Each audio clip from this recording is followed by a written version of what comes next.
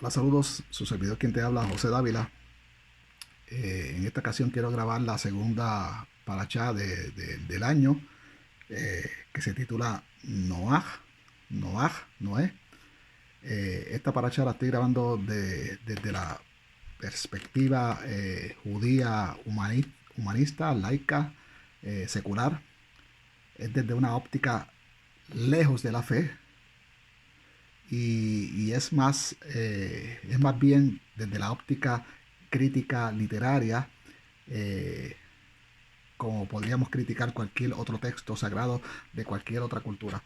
Entonces, si usted es creyente y tropieza con este video, pues bienvenido, y, y dése la oportunidad de ver la óptica de, de la crítica académica sobre los textos que para usted, que probablemente sea creyente, pues sea de una manera, y se le haga difícil o imposible verlo como lo vemos nosotros fuera desde la óptica de la fe.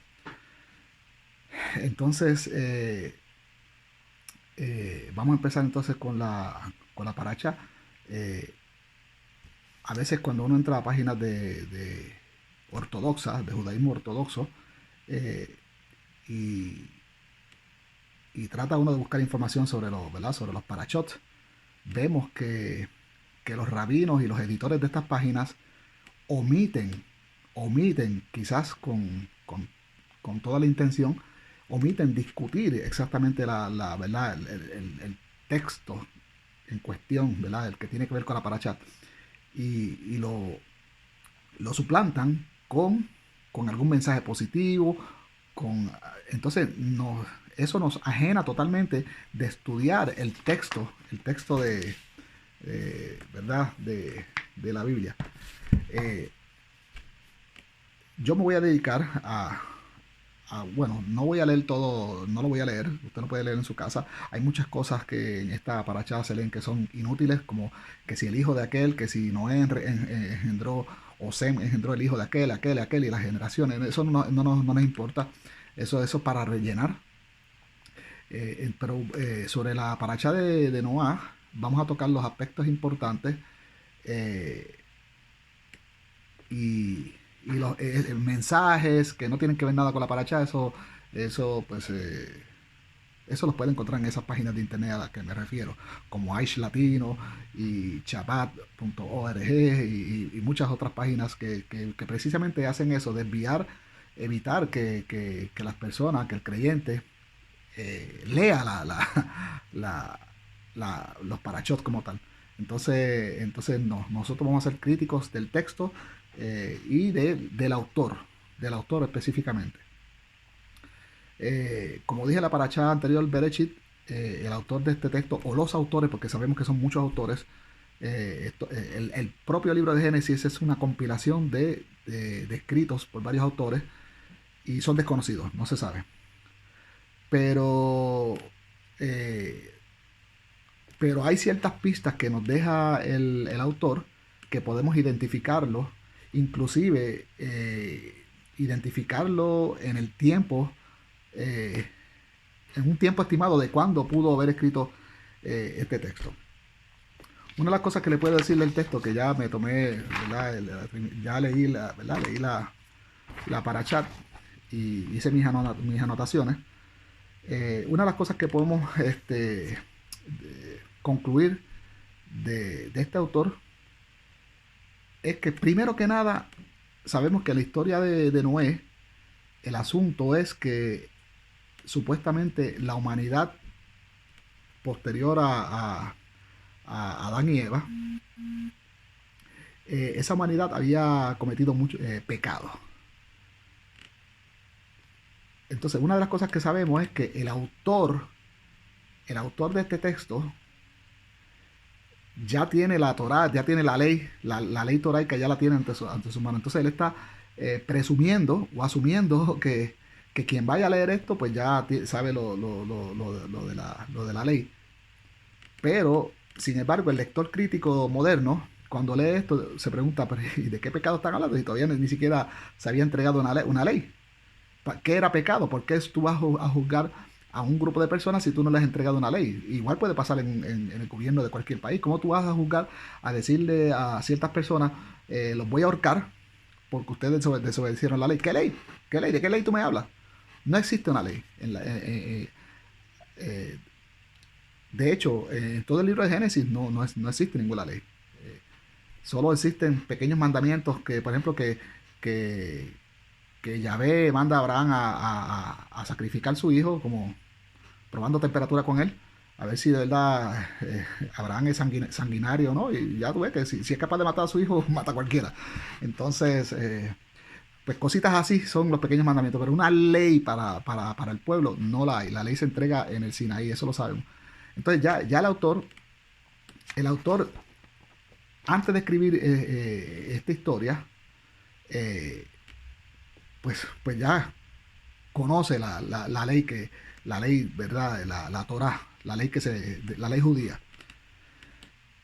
Otra cosa que hay que resaltar aquí es que la historia de Noé es una historia, es un plagio de una historia sumeria más antigua llamada la epopeya de Gilgamesh. Es exactamente prácticamente lo mismo, palabra por palabra. Eh, y otra cosa que quiero mencionar que se me viene ahora a la mente es que usted va a ver muchos documentales de estudios, ¿verdad?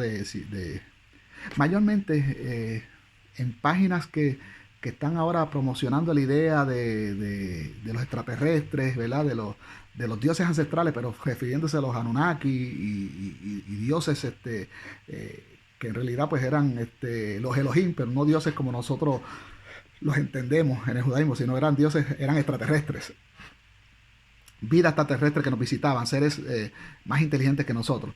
Entonces, esas páginas siempre hablan de que, y tergiversan las cosas, siempre hablan de que en casi todas las culturas antiguas se reportan en sus textos sagrados eh, inundaciones, pero nosotros queremos acuñar siempre la palabra diluvio para siempre tratar de, de encajarlo con eso, porque lo que se reportan son inundaciones. Y obviamente siempre han habido inundaciones. Y en los tiempos antiguos, para que usted pueda entender cómo una persona puede entender su mundo, imagínese usted que usted vive en el Amazonas, en el Amazonas moderno. Los nativos del Amazonas están ajenos a la civilización. Ellos se han mantenido ahí, inclusive lograron escapar ¿verdad? De la conquista española. O sea que desde tiempos remotos se han mantenido ahí y son ajenos al mundo. Somos nosotros que a veces tratamos de invadir su territorio, pero ellos están ajenos al mundo. Para ellos su mundo es eso. Ellos no tienen carro, no tienen avión, ellos no conocen nada más. Para ellos ese es su mundo. Imagínense que ocurren unas inundaciones como las imágenes que vemos del huracán Mitch, que fueron unas inundaciones tremendas, se derrumbaron montañas con el agua, se desbordaron ríos, las crecidas pues arrastraron casas. Pues para esos antiguos, si ellos les toca escribir lo que vieron, para ellos ¿sabes? Para ellos su mundo se les derribó porque una inundación arrasó con toda la aldea, murieron un montón de personas. Entonces, esas son las inundaciones las que casi todos los textos sagrados reportan. Pero de que hubo una inundación global, masiva, eso no ha pasado. Eso no ha pasado. Ni siquiera la segunda glaciación, como en la época de la glaciación y todas esas cosas, eso nunca ha sucedido. Nunca ha sucedido. Así que quiero dejar eso claro, de que sí, de que muchos textos antiguos reportan inundaciones, pero obviamente eran inundaciones nacionales. Y igual hoy en día hay inundaciones, hay tsunamis, entonces, ¿cómo los antiguos interpretaban esas cosas? Pues de acuerdo a la información que ellos tenían. Para ellos, por ejemplo, en Puerto Rico, los nativos de Puerto Rico, antes que llegaran Colón, para ellos ese era su mundo. Esa isla de 100 por 35 era el mundo de ellos. Cualquier cosa que sucediera para ellos era el fin del mundo de ellos. Entonces, eso quiero dejarlo claro. Eh, Otra cosa que quiero, que también nos dice, eh, eh, o podemos identificar el autor del Génesis, y mayormente de la historia de Noé, la que estamos estudiando de la Parashá, es que el autor ya de antemano ya conoce la ciudad de Nínive. Él conoce que ya la ciudad de Nínive sí existe. Y eso lo podemos leer en Génesis 10:10 o Bereshit 10:10. En Bereshit 10:32, ya el autor conoce todas las ciudades establecidas del mundo. Del mundo, ¿verdad? Del momento que él escribió esto, que esto fue en Babilonia, obviamente. Como les dije eh, en la paracha anterior de Bereshit, el autor siempre ha estado inspirado en Babilonia. El jardín del Edén está entre el río Tigris y el Éufrates, y cuando usted va a un mapa, ¿dónde está el río Tigris y el Éufrates? Ahí donde era la antigua Mesopotamia, Babilonia. Eh, y aquí, pues, próximamente vamos a ver la próxima paracha, que es donde, ¿verdad? Donde sale Abraham, que es de Ur, ¿verdad? Eso también es parte de ahí, ¿verdad? De los caldeos, de los babilonios. En la Torre de Babel, que creo que eso sí, creo que lo tocamos, me parece que esta paracha de hoy, no estoy seguro. Entonces el autor siempre está enfocado en Babilonia. Ya conoce la ciudad de Nínive. Inclusive en Génesis 10:13 ya conoce a los filisteos. O sea que el autor ya sabe de los filisteos, sabe de la ciudad del mundo. O sea que entonces tenemos que poner a este autor, tirarlo para atrás, para atrás, para atrás, hasta un momento lógico en la historia que él tuviera toda esta información. ¿Y dónde pudo haber sido esto? En Babilonia. En los años de la dispersión, en Babilonia, y ahí compusieron esto. Todos los académicos ateos y teístas, creyentes y no creyentes, seculares, todos ya están de acuerdo en que, estoy hablando de académicos serios, están de acuerdo que esto fue escrito en Babilonia. Y más adelante se va a ver más. Hay muchos versículos que te lo dicen más claramente. Por ejemplo, más adelante en otra paracha vamos a ver, cuando estemos hablando de Abraham, que Abraham persiguió a unos, no me acuerdo quiénes son, lo veremos después más adelante, que los persiguió hasta el territorio de Dan. O sea que ya el autor sabía dónde estaba, sabía mucho de la historia, sabía la historia del Éxodo, sabía ya la repartición de tierra, dónde estaba el territorio de Dan. Para mencionar el territorio de Dan, pues imagínate, todavía no había nacido Jacob ni sus hijos, y ya conocía el territorio de Dan. Entonces, o sea que el autor de estos textos está componiendo una historia, un mito, una leyenda, mucho tiempo atrás de los tiempos ¿verdad? Que se supone que el autor trata ¿verdad? de ubicar estos hechos en la historia. Eh,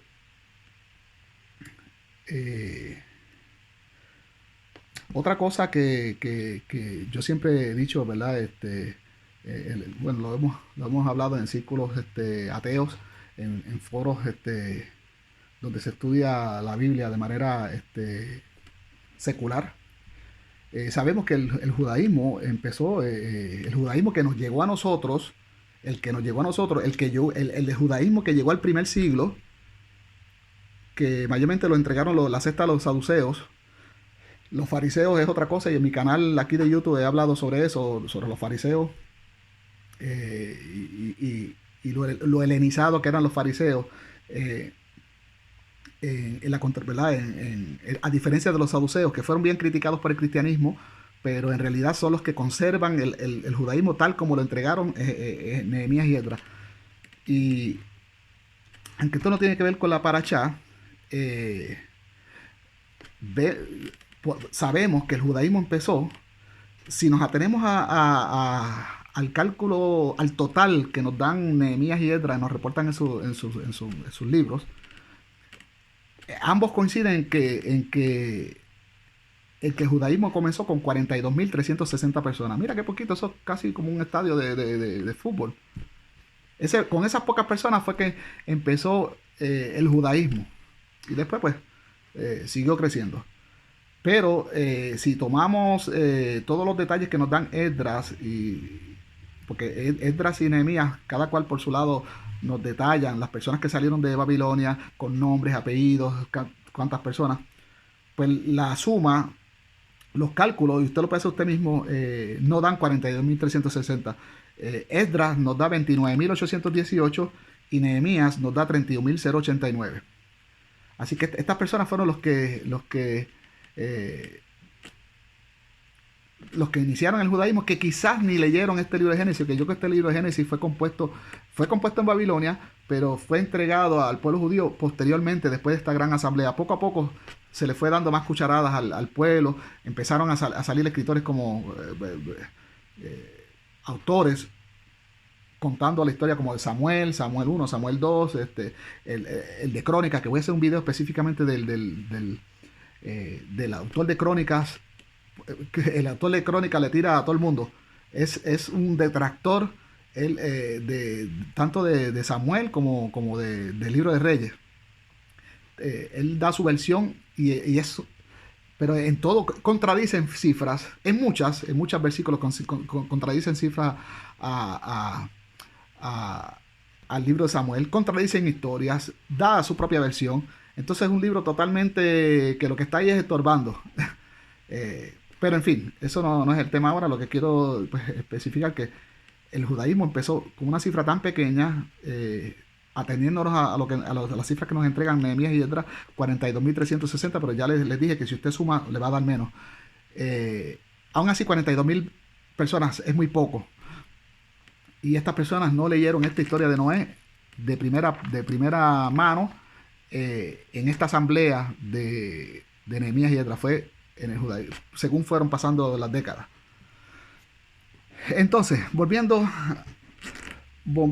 al texto, otra cosa que podemos, que muchos creyentes como que no se sientan a razonar, es que si usted lee el texto de, por ejemplo, de Noé,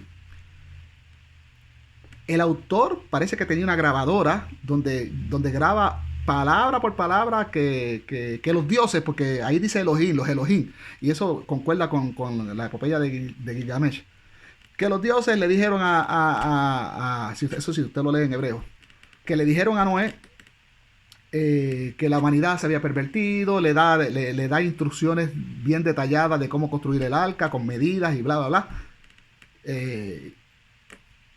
Entonces,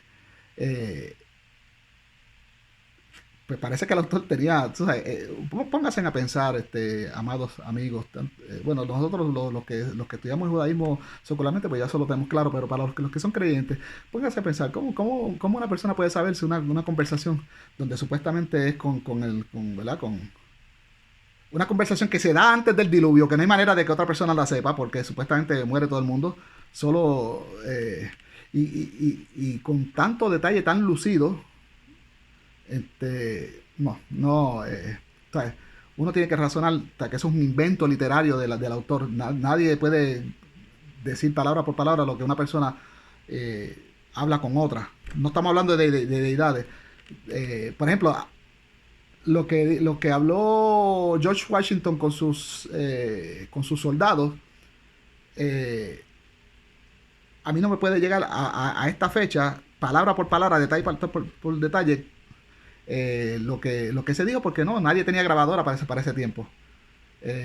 Pueden haber ciertas cosas que él escribió, cosas oficiales, pero conversaciones textuales, eso y menos con esos detalles, con tanta cifra, con tanto número, eso se cae de la mata.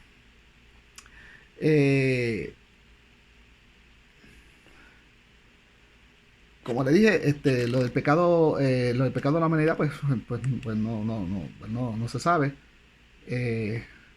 Hablar de los animales, puse una nota aquí de hablar de los animales, no sé ahora que, bueno, creo que lo que vamos a hablar de los animales, vamos a ver si lo tengo, ok. Primero que nada, sobre los animales, él da unas instrucciones de cuántos animales hay, pero parece desconocer ¿verdad? Los dinosaurios. Parece que el autor desconoce totalmente de arqueología. El autor desconoce totalmente de arqueología. No sabe que existieron mamuts, no sabe que existieron dinosaurios, no sabe que existieron especies, múltiples especies, ¿verdad? De mucho tonelaje, ¿verdad? Pero nada más, tomando los que sí existen, nada más hay varios tipos de elefantes. está el asiático y está el africano, y ambos son de múltiples toneladas, ¿no? Estamos hablando de muchas toneladas. Están los hipopótamos, los rinocerontes, el alce irlandés, el bisonte. ¿Qué de los animales americanos, los que están acá? Los osos, los animales americanos. Parece que él desconoce de todo ese tipo de animales. El camello gigante. En fin, tomando, tomando todas esas toneladas, no creo que haya un barco eh, eh, que, que pueda mover tantas toneladas en aquel tiempo. Eso y no solo eso, sino que animales de todo el mundo. Vamos a poner, tú sabes, vamos a razonar, tú sabes. Eh, y hay muchas cosas más que se pueden sacar ¿verdad? De esto de los animales. Cuando dicen de animales puros e impuros, hay varias contradicciones ahí. Después, no sé si tocarlas ahora o tocarlas después. Un macho, uno de cada, ¿verdad? De cada especie. De hecho, cuando dice que de cada especie tiene que haber un macho y una hembra, creo que en Génesis 9:10, voy a buscarlo por aquí a ver si es ese, Génesis 9:10. Bueno, en Génesis 9:10 hay una contradicción con el resto de la Torah, que la Torah pues da unos animales que se pueden comer, y en Génesis 9:3 pues dice que se pueden comer de todos los animales, de todos los y todas las verduras que quieran. No da especificaciones. Esa es una. Pero el del 10 dice, y con todos los animales que están con ustedes y que salieron de la barca. Aquí se le chispoteó algo al autor.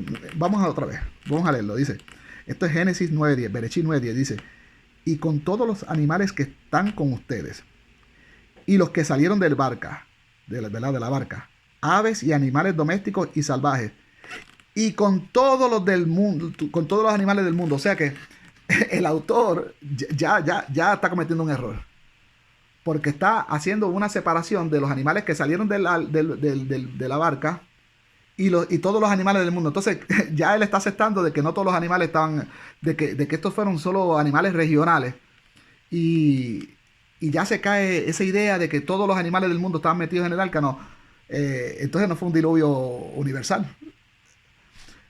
Volvemos otra vez. Dice, y con todos los animales que están con ustedes y que salieron de la barca, aves y animales domésticos y salvajes, y con todos los animales del mundo. Entonces ahí ya el autor cometió el error de, en vez de dejarlo y con todos los animales que salieron del barca, porque se supone que todos los animales del mundo estaban metidos ahí, debió terminar ahí. Pero entonces hace un anexo y dice, y todos los animales del mundo. O sea que eso los pone como aparte de los que salieron de la barca. Eso es tremendo error. Otra cosa que vamos a ver, porque 9:10 hay una parte, déjame ver si la apunté. Hay una parte donde, ok, aquí la tengo. Es Génesis 8:20. Génesis 8:20. Aquí otro error.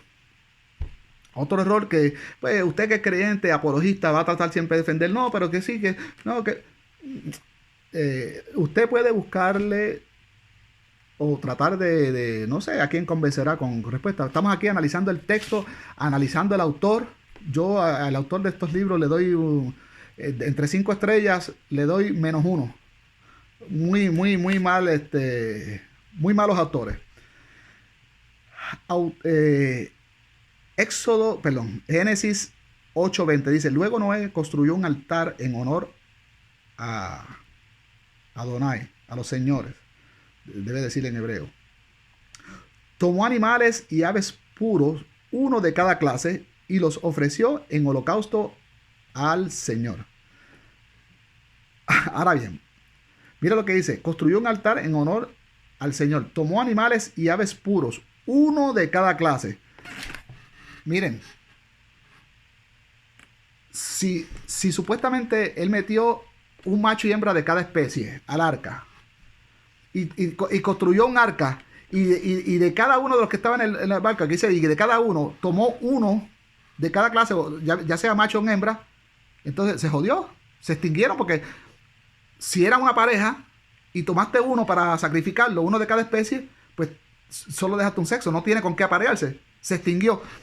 Otro error garrafal, otro error garrafal, que lo vemos, ¿verdad?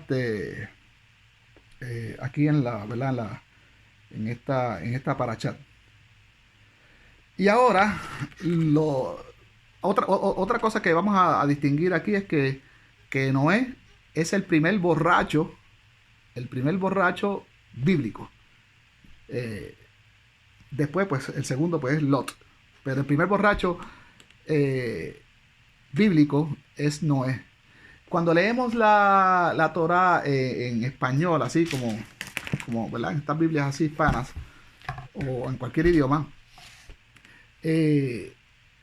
ignorantemente y con poca información de cómo era el judaísmo, ¿verdad? Cómo era el pensamiento semita, cómo era el pensamiento de estos autores, ¿verdad? Los conceptos textuales que significaban. Pues cuando tú lees que Noé maldijo a Cam porque lo vio desnudo, supuestamente, así que parece en algunas traducciones, porque lo vio desnudo, tú te preguntas, pero ¿y qué tiene que ver eso? ¿Qué hay de malo en eso? ¿Qué hay de malo en eso? Le voy a dar un adelanto, pero el resto de esta porción, lo que tiene que ver con esa maldición, ya yo lo había grabado previamente. De hecho, lo grabé desde que yo era creyente. Desde que yo era, o sea, que esto que yo les voy a mencionar ahora lo sé desde que yo era creyente y lo supe por otros creyentes, por rabinos creyentes, por estudios de creyentes. Así que esto no es nuevo, esto no es algo que yo lo trato de cuñar secular, esto es algo que ya se sabe. Pero para dejarlos picados, la situación es que lo que sucedió aquí es que creo que fue Cam sodomizó a su papá. Entonces, por eso usted cuando lee el texto, pero así, que vio desnudo, porque la palabra en hebreo no es que vio desnudo, es conoció, y conoció a su padre. Entonces, el concepto conocer en la Torá tiene un significado, y yo lo explico en ese video. Bueno, conocer en realidad es tener sexo, relaciones sexuales. Pero hay más detalles en este video que lo voy a dejar en la sección de aquí, la descripción del video. Voy a dejar el enlace de ese otro video que ya yo había hecho previamente. Bueno, el video textual, perdón, la parte textual ya yo lo había hecho previamente en mi blog. Pero este video lo hice creo que en marzo de este mismo año. Pero fue utilizando ese mismo texto que ya yo había escrito hace varios años atrás, cuando yo era creyente. Entonces los dejo para que vean exactamente. Ahí yo pongo gráficos, lo explico con más detenimiento y con otros versículos, confrontando, ¿verdad? El concepto de conocer con otros versículos que hay en la Biblia. Y ahí pues se van a dar cuenta. Y ahí sí va a tener sentido de por qué Noé maldijo a Cam.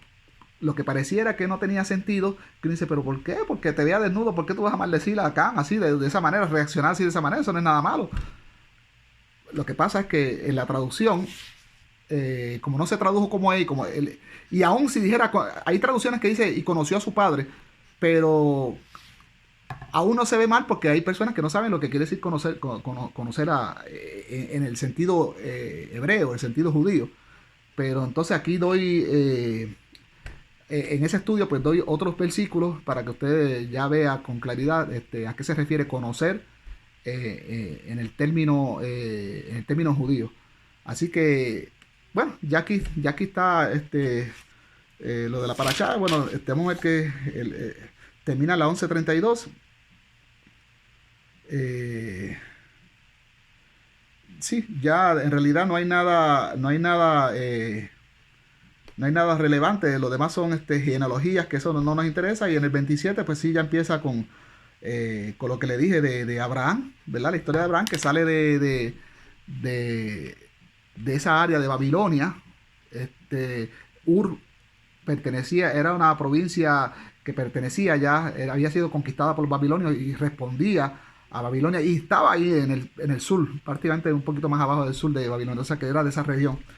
Entonces lo que nos está diciendo, mira, hemos sabido que los judíos tuvieron, ¿cómo se llama? Eh, los judíos de la élite estuvieron deportados en Babilonia. Lo que no se nos ha dicho nunca, me parece que nunca se nos ha dicho en qué ciudad estaban o si estaban distribuidos en varias. Es muy probable que entonces quizás estuvieron en Ur. Lo que sí sabemos y eso pertenece a la próxima paracha, es que Abraham, eso es una midrash, es una parábola que representa al pueblo judío que sale de Babilonia y va a Canaán y va a Jerusalén. Lo que pasó en tiempos de Nehemías y Esdras, que por eso es que lo mencioné ahorita, porque ahí que empieza el judaísmo que nos llega hasta, bueno, que llegó hasta el primer siglo, que ya una vez los romanos desmantelaron el culto a Yahvé o a Hashem, destruyendo el templo, porque el culto en realidad era todo centralizado en un templo. Ya lo demás, pues, el judaísmo se reinventa, mayormente por las sectas fariseas, que eran las helenizadas, que de eso he hablado en otros videos aquí en mi canal. Se reinventa, pero de una manera simbólica y prácticamente fuera del territorio. Se reinventa en la diáspora.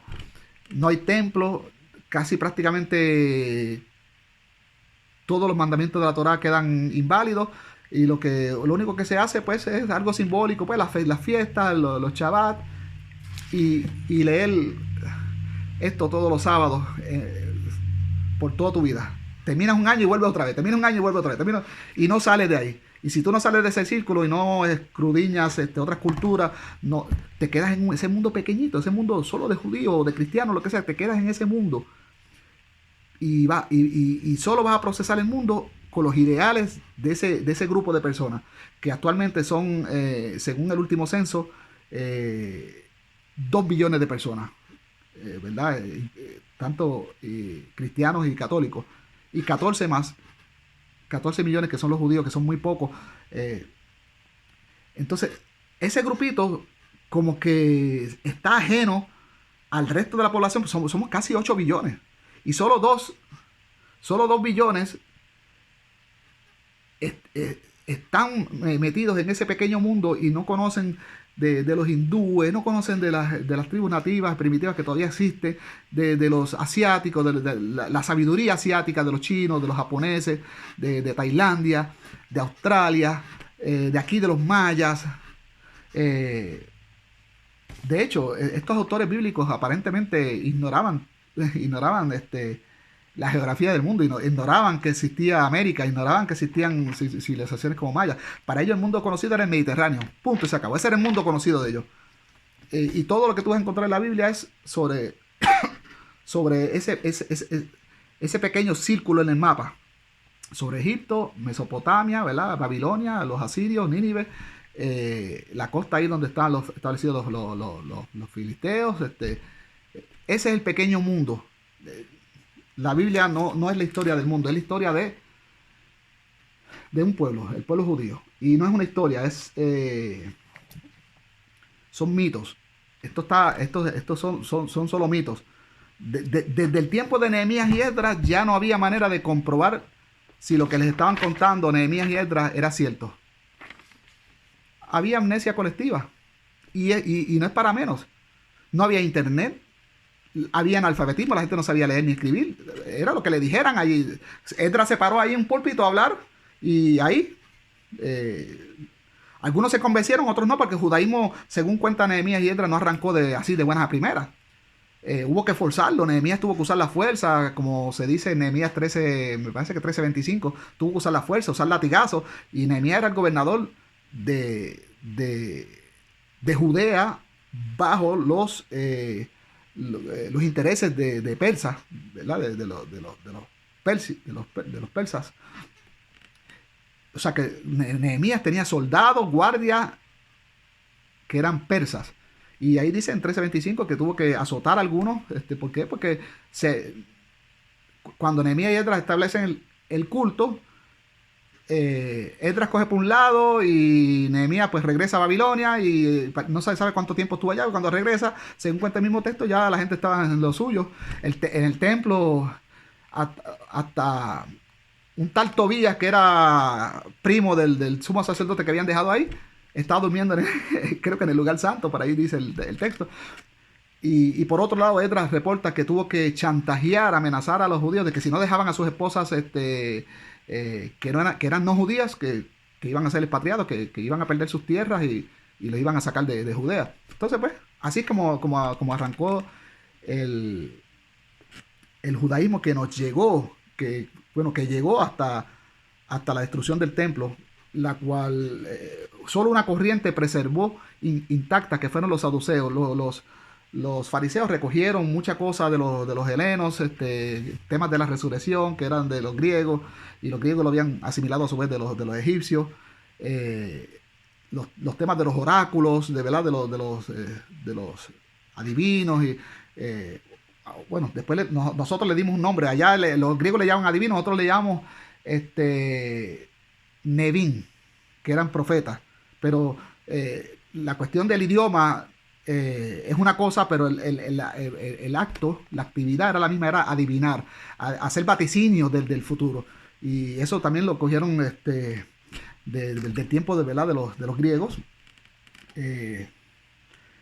Y en fin, no quiero entrar en muchas cosas que van a que nosotros pues ya los judíos humanistas, y no solo judíos, sino toda persona que ya no practique ni siquiera el cristianismo tampoco, ateos que vienen del cristianismo, pero que conocen la Biblia bien, saben todas estas cosas. Estos son cosas que solo el creyente pues las desconoce, porque como les digo, se han quedado en ese círculo y no se atreven a morder del fruto del conocimiento. No se atreven a morder del fruto del conocimiento. Bueno, pues nada, yo creo que ya no me queda más nada. No quiero hacer este video más extenso. Estoy mirando aquí mis notas.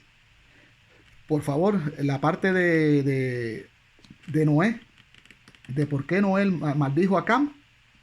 Aquí cuando usted pare el video, pues vaya a la sesión aquí abajito, a la descripción. A veces tiene que darle con una flechita que aparece negra hacia abajo para que abra, y ahí va a aparecer el enlace, y eso lo va a llevar directamente a ese video que yo había hecho previamente sobre la maldición de Cam.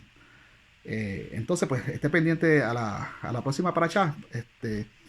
He dedicado a este proyecto porque hay muchos parachot humanistas textualmente, pero no he encontrado videos en español de judíos humanistas, ya sean rabinos o personas como yo, que estén enseñando, escudriñando la Torá o los parachot de manera secular, con la información que sabemos de la arqueología, con lo que sabemos, cosas que antes, como le estaba diciendo, cosas que antes no se sabía. Cuando se le entregó la Torá, que era algo que se me estaba escapando y lo recuperé ahora. Cuando se le entregó la Torá al pueblo judío por Nehemías y Esdras, no había manera de contrastar esa información que le daban. Es igual que a mí. A mí ahora, si me hablan de no sé, de cómo se llamaban los primeros peregrinos que vinieron en el Mayflower por Massachusetts, aquí en Estados Unidos, o quién fue el segundo presidente de Estados Unidos, y lo que hizo, y la reforma, y bla, bla, yo no sé cómo saber eso. No tengo manera de cómo saberlo. La única manera que tengo es yendo al internet o yendo a una biblioteca. Pero en el tiempo de Nehemías y Esdras ni había internet ni había nada. Y casi todos los judíos eran analfabetos. Y prácticamente estos que condujeron esa asamblea, y ahí lo dice el mismo libro de Nehemías, eran los que sabían y tenían que explicarle al pueblo, traducirle, porque bueno, el idioma de Babilonia era el arameo. Entonces aparentemente en Judea se hablaba como un paleo-hebreo, era otro idioma. Entonces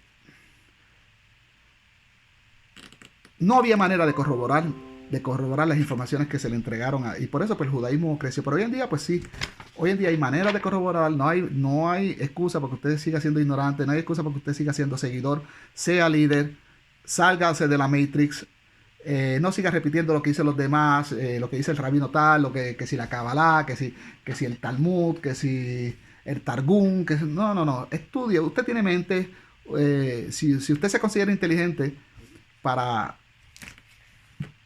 para ser un erudito de las escrituras, como intento hacer yo, pues hágalo. Grabe videos también para que otras personas puedan accesar a esta información. Este trabajo que dedico, este tiempo que dedico, el tiempo que dediqué a estudiar esto y preparar mis notas y recuperar todos estos pensamientos, se los pongo a su disposición para ustedes. Espero que aprecien este tiempo. Para mí no sería ético yo quedarme con todo este conocimiento para mí y ver como personas que quiero hasta se enemistan por distintas interpretaciones de estos textos que fueron escritos por personas anónimas, personas sin ciencia, como le digo, personas que no sabían ni si América existía, si los mayas existían, si los incas existían, si los aztecas existían, eh, personas que pensaban que la Tierra era plana y un montón de ideas de que el Sol se puede parar, como dice el libro de Josué, que el Sol se puede parar, la Luna se puede parar y todo un día detenerse. Esas eran personas sin ciencia. No vale la pena pelearse. Mejor utilice su inteligencia, todo el conocimiento que haya acumulado hasta el siglo XXI, utilícela a su favor eh, para hacer erudismo de estos textos que escribieron personas anónimas mucho, mucho, mucho más ignorantes que nosotros. Hasta aquí termino la parashá. No se olviden, vaya a la sección de verdad de descripción para que termine la parashá leyendo por qué Noé maldijo a su hijo Cam. Shabbat Shalom y hasta la próxima.